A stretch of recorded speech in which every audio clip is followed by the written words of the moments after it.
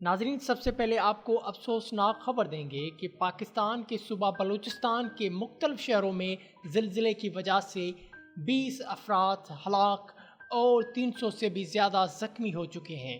کن وجوہات کے بنا پر زلزلہ آتا ہے، زلزلے سے خود کو کیسے محفوظ رکھا جائے اور اس قدرتی آفت سے بچنے کے لیے لاسٹ میں آپ کو دعا بتاؤں گا جس سے آپ خود کو محفوظ رکھ سکتے ہیں۔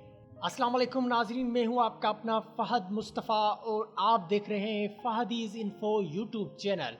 ویڈیو شروع ہونے سے پہلے ہمارا یوٹیوب چینل سبسکرائب کریں اور پاس میں جڑی گھنٹی کے بٹن کو بھی دبا دیں تاکہ ہماری ہر آنے والی ویڈیو آپ تک ٹائم سے پہنچتی رہے۔ ناظرین، 5.9 کے شدت کے زلزلے نے بلوچستان کے مختلف علاقوں کو تہس نہس کر کے رکھ دیا۔ 20 سے زیادہ اموات ہوئی اور 300 سے زیادہ لوگ زخمی ہوئے۔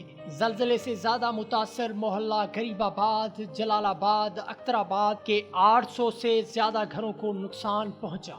دیواروں اور چھتوں میں دراریں پڑ گئی، مکانات رہنے کے قریب نہ رہے اور شہری سڑکوں پر آ گئے۔ زلزلے کے بعد بجلی بحال نہ ہو سکی۔ پاک آرمی کے ریسکیو ٹیموں نے کئی زخمیوں کو ہیلی کاپٹر کے ذریعے کوئٹہ منتقل کیا۔ بلوچستان کے ضلع لورالائی، زیارت اور مختلف شہروں میں زلزلے نے تباہی مچا دی، جس میں 20 سے زیادہ لوگ ہلاک ہو گئے، جس میں ایک ہی گھر کے 6 بچے بھی شامل ہیں اور 300 سے زیادہ لوگ زخمی ہو گئے۔ ناظرین، اب ہم آپ کو بتائیں گے کہ زلزلے کیوں آتے ہیں، سائنسی نظریہ کیا ہے زلزلے کے پیچھے اور اسلامی نظریہ کیا ہے۔ ہماری زمین اصل میں 4 تہوں پر مشتمل ہے، یعنی کہ 4 بڑی لیئرز پر مشتمل ہے، جن کے نام اندرونی کور، بیرونی کور، کرسٹ اور مینٹل ہے۔ اور جو ہماری زمین کی سطح ہے وہ 2 چیزوں سے مل کر بنی ہوئی ہے، ایک کرسٹ اور دوسرا مینٹل کا سب سے اوپر والا حصہ۔ یہ دونوں مل کر ہماری زمین کی سطح یا جلد بناتی ہیں۔ ہماری زمین کی سطح کسی بھی ایک سولڈ فارم کی شکل میں موجود نہیں ہے، بلکہ یہ بہت سارے بلاکس کی شکل میں موجود ہے،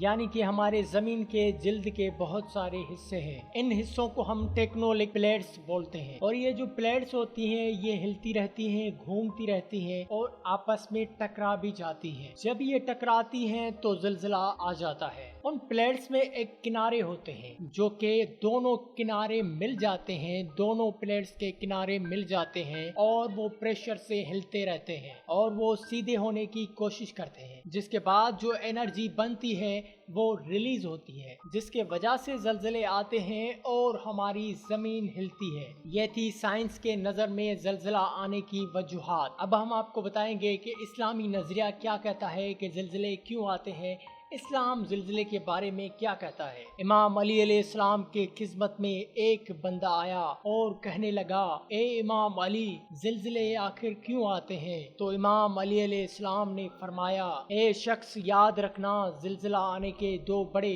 اسباب ہیں۔ امام علی علیہ السلام نے فرمایا کہ پہلا سبب لالچ اور دوسرا سبب ہوس ہے۔ اے شخص، یاد رکھنا جب انسان میں ہوس اور لالچ بڑھ جاتی ہے تو وہاں زمین ہلنے لگتی ہے۔ تو دوستو، کرونا یا زلزلہ آنا یہ قدرتی آفات ہمارے گناہوں کا سبب ہی ہے۔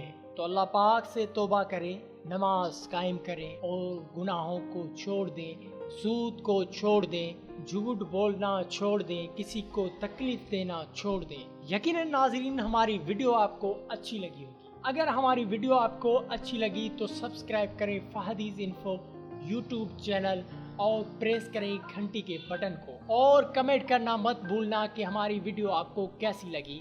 شیئر کریں اپنے دوستوں میں۔ ملیں گے اگلی ویڈیو میں، تب تک کے لیے فہد مصطفیٰ کو دینا اجازت۔